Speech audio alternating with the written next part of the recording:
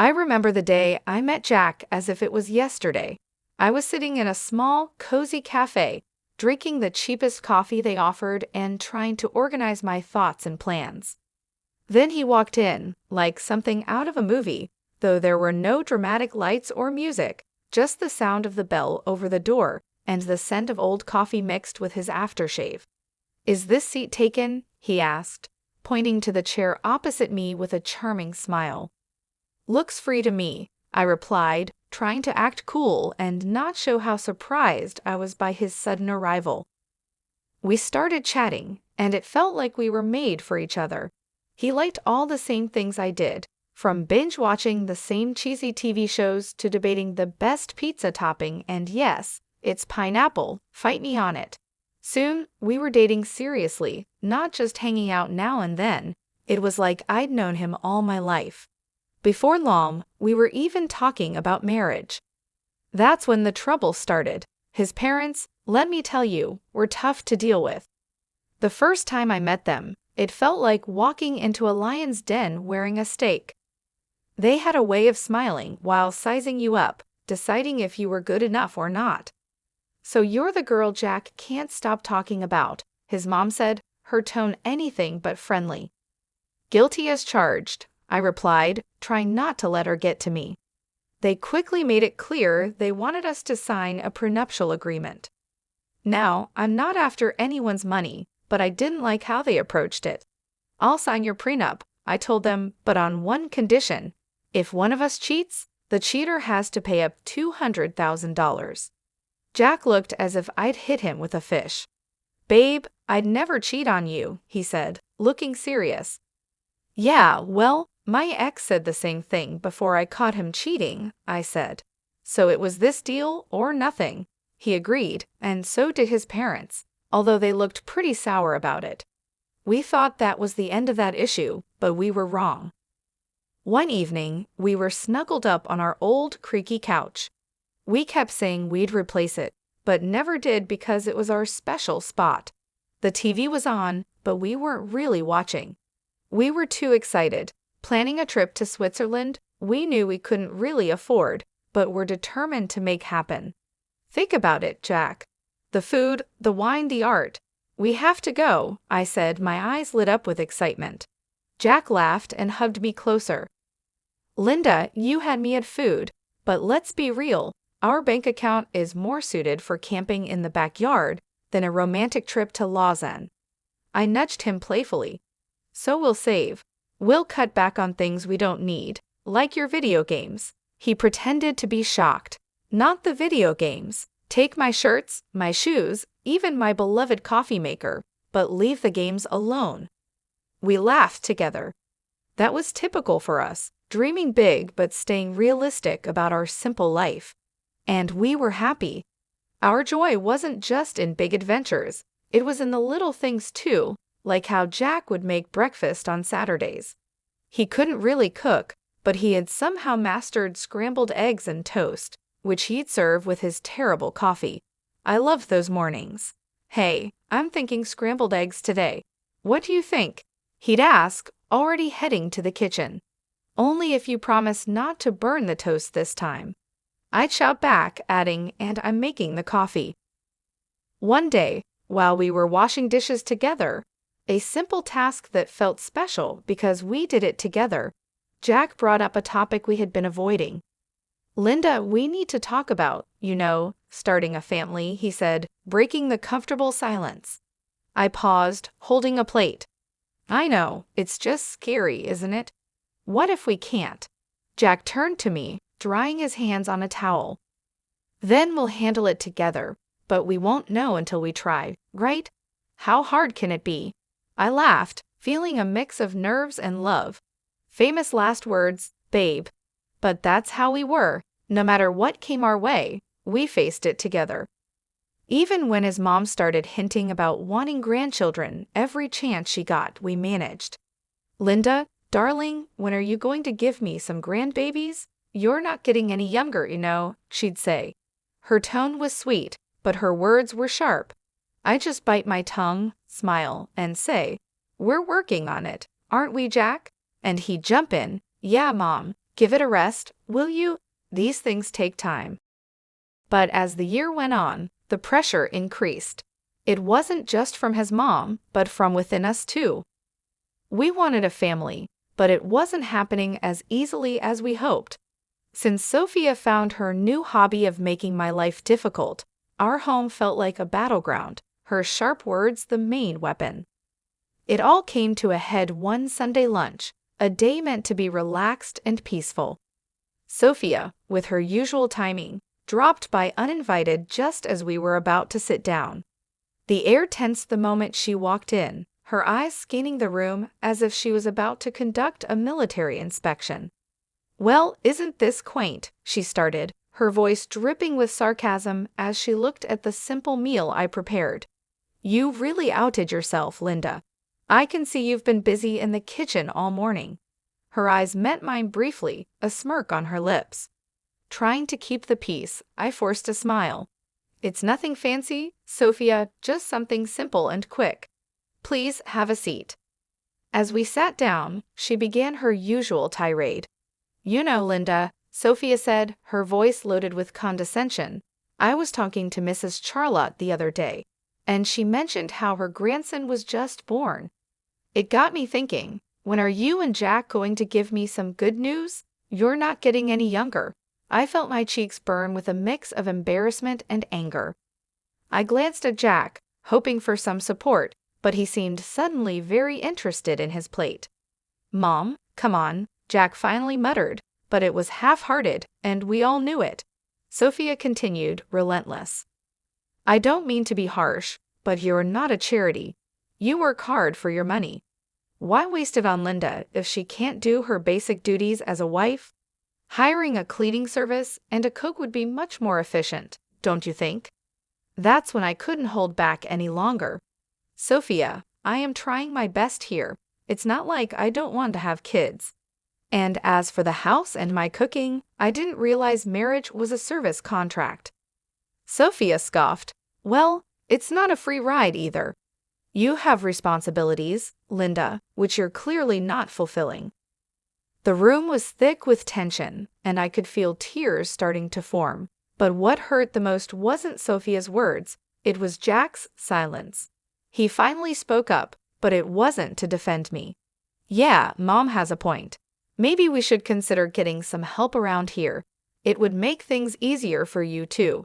His words felt like a betrayal. It was clear I was on my own. Over the next few days, Sophia's visits became more frequent, and with each visit, her criticism got sharper. She'd inspect the house, pointing out every speck of dust or a pillow out of place. "You call this clean?" She'd scoff. "My eyes must be deceiving me because this looks like a pigsty." Then came the comments about my appearance. "Is that what you're wearing? You know, a wife should dress to please her husband. It's no wonder Jack is always so tired. He has to come home to this." I tried to fight back. "Sophia, I don't dress for Jack. I dress for myself. And he's tired because he works hard, not because of what I wear." But it was like talking to a brick wall. Sophia had made up her mind about me, and nothing I said or did would change it. Jack's lack of support was the biggest blow. Each night after his mom left, we'd argue. "Why won't you stand up for me, Jack? She's walking all over us, and you're just letting her." "Linda, she's old and set in her ways. What do you want me to do, kick my own mom out?" "No, but I want you to be my husband, to stand by me, not her." It was clear this was about more than just Sophia's disapproval. It was about us, our marriage, and whether we were strong enough to stand together or let Sophia's criticisms tear us apart as the days turned into weeks. I realized this wasn't just a temporary issue, it was a full-on attack, and if we didn't act soon, there might not be anything left to save. Things between me and Jack had been cold since Sophia intensified her criticisms. But it wasn't just our home life that was under pressure. Jack himself had started acting strange, and it wasn't just because he was stressed at work. It was something more, something that made my stomach churn. It began with phone calls. Jack used to be open about his phone. We didn't keep secrets from each other. But then he started leaving the room whenever he got a call, and it was always the same caller ID, Paul Work. One evening, I tried to sound casual and asked, "Who's Paul Work?" Jack flinched, a clear sign he was nervous. "Oh, just a new guy at the office, asks a lot of questions," he said. But there was more. Jack, who was never into fashion, suddenly started caring about how he looked. The graphic tees and old jeans were gone, replaced by crisp shirts, slacks, and even cologne.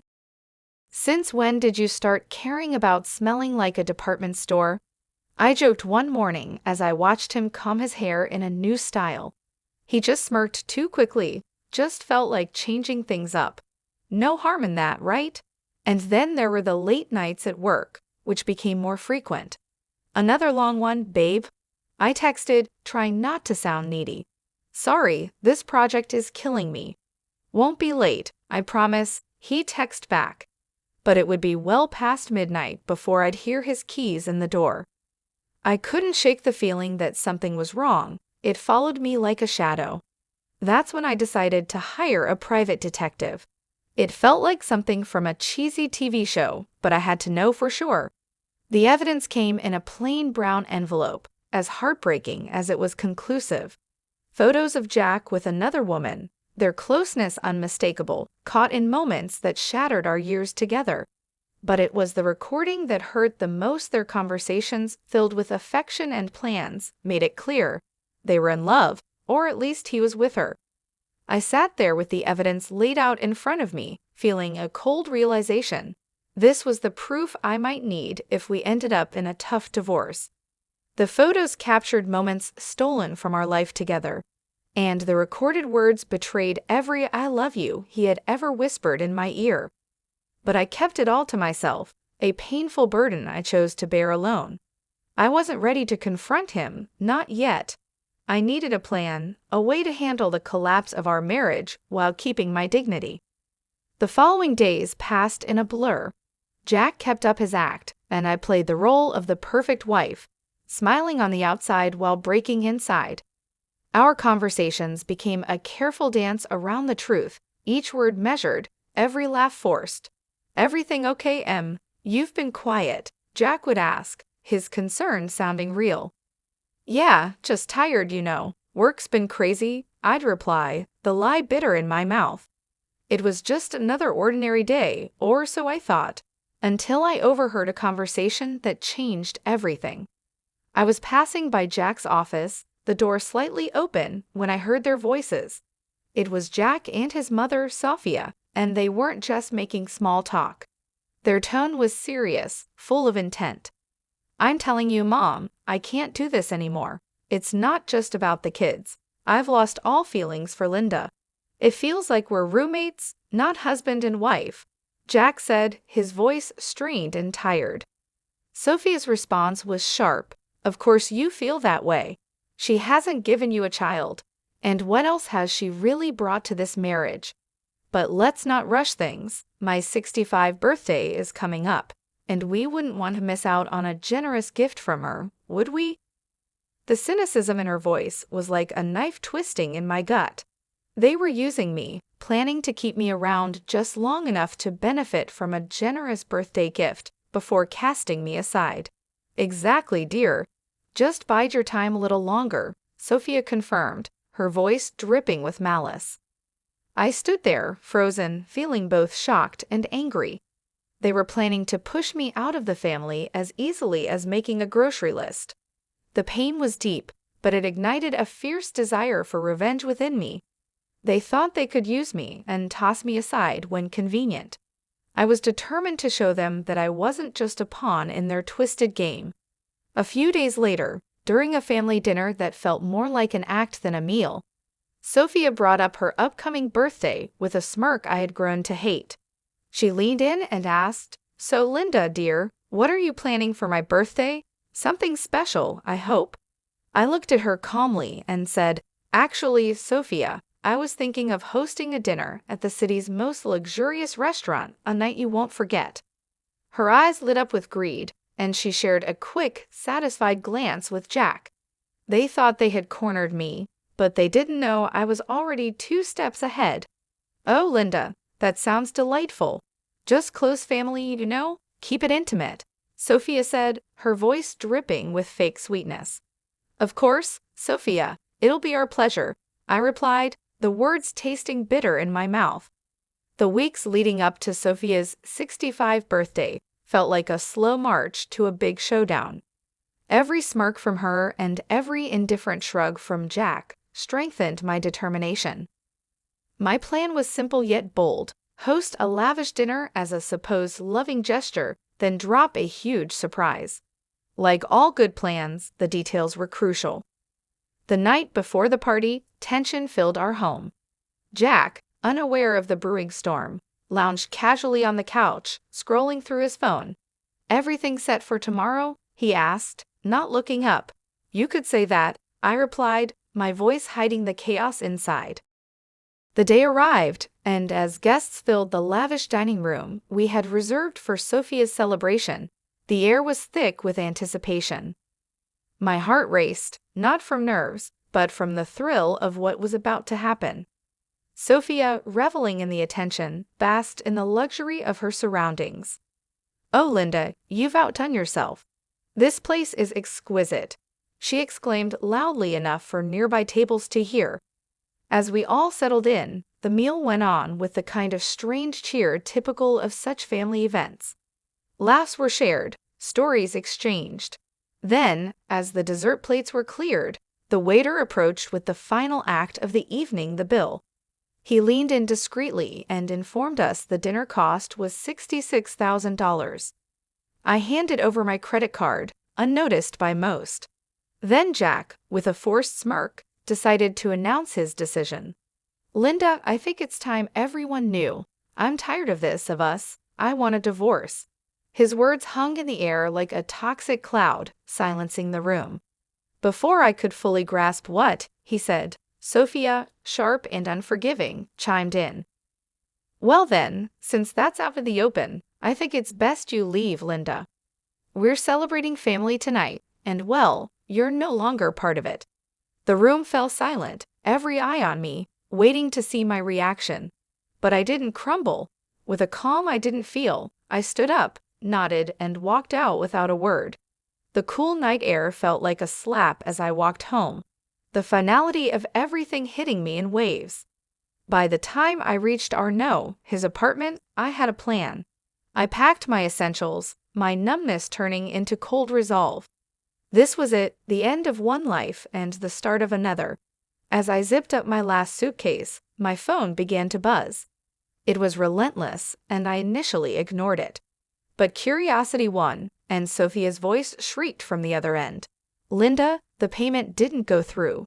You need to fix this now." The irony was sweet. In my preparations, I had blocked the shared account, knowing it would be the first thing Jack would try to use against me. "Oh, Sophia, that's unfortunate. But since I'm no longer part of the family, as you put it, I'm afraid you'll have to sort this out yourself." Her outrage was palpable even through the phone, but it sounded like music to my ears. The chaos that unfolded was a fitting end to the farce my marriage had become. I heard through the grapevine about the restaurant staff demanding payment, Sophia's escalating tantrums, and eventually the police arriving to calm the situation she caused. In the end, it was Jack and his relatives who had to scrape together the money to settle the bill, a poetic justice for the betrayal and humiliation they had put me through. The morning after the dinner felt like waking up after a storm. I had my plan, my resolve, and a set of divorce papers in my hand as I returned to what used to be our shared home for the last time. As soon as I walked through the door, the air was thick with tension, like it could be cut with a knife. Jack and Sophia were there, and they seemed like they had been arguing. Seeing me seemed to unite them in anger. "You've got some nerve showing up here after last night," Jack said, his face a mix of anger and disbelief.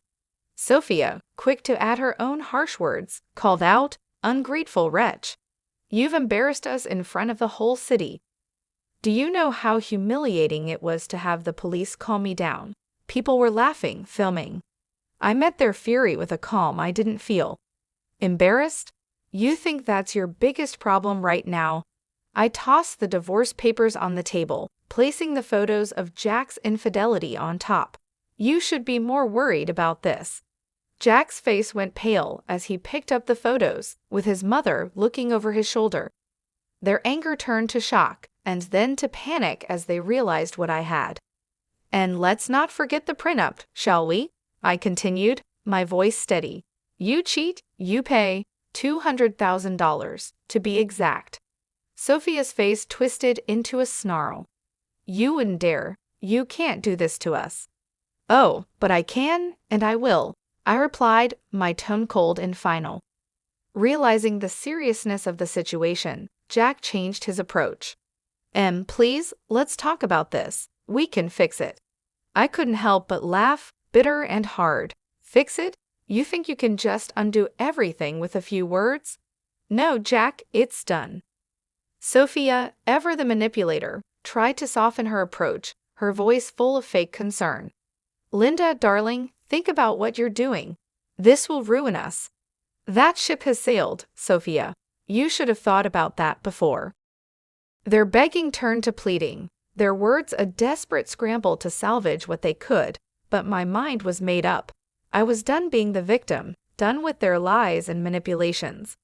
In the end, Jack had no choice but to borrow the money from his parents to pay me. As I left that house for the last time, check in hand, I felt a weight lift off my shoulders. After everything that had happened, I was finally free. I used the money from Jack to make a down payment on a small but cozy place of my own. It's amazing how much peace you can find in a home that's all yours, where every corner feels like a safe haven from the chaos of the past. Life is quieter now, and I prefer it that way. I've got a job that keeps me busy, friendly neighbors who nod and smile, and a little garden that's all mine to take care of. But every now and then, I hear some gossip about Jack and Sophia. Just the other day, I was getting coffee from the local spot where people gather, and I bumped into someone from the old neighborhood. After some small talk, they leaned in, lowered their voice, and said, "Hey, have you heard the latest drama with your ex and his mom?" Their eyes were shining with excitement. I raised an eyebrow, curious yet detached. Can't say that I have, do tell. They seemed to enjoy sharing the news. It seems Sophia isn't too happy with Jack's new girlfriend. Word is, they're fighting like cats and dogs. Makes your situation look like a walk in the park. We moved on from the topic, but as I walked away with my coffee, I felt a deep sense of relief. There was a time when news like this would have upset me, but now it's just another piece of someone else's story. These days, my biggest concerns are whether my tomatoes will ripen before the squirrels get to them, or if I'll ever manage yoga without looking like a newborn deer on ice. Life's simpler, quieter, and so much sweeter on this side of chaos.